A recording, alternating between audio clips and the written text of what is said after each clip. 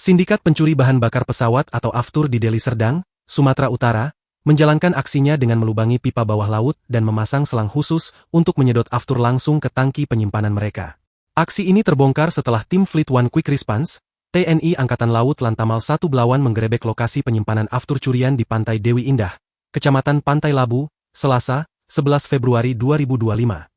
Jadi modus pencurian BBM milik Pertamina ini dilakukan dengan melubangi pipa bawah laut dan memasang selang yang terhubung ke tangki di gudang penampungan, kata Komandan Pos Angkatan Laut Pantai Labu, Letda Marinir Olpen Situmorang, dalam keterangannya, Rabu, 12 Februari 2025.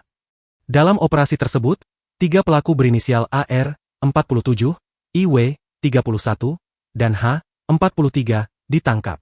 Salah satu di antaranya merupakan pengelola objek wisata Pantai Dewi Indah. Komandan Pos Angkatan Laut Pantai Labu, Letda Marinir Olpen Situmorang, mengatakan sindikat ini telah beroperasi sejak 2022. Dalam satu kali aksi, para pelaku bisa mencuri hingga 30 kiloliter aftur milik Pertamina yang diperuntukkan bagi pesawat di Bandara Kuala Namu.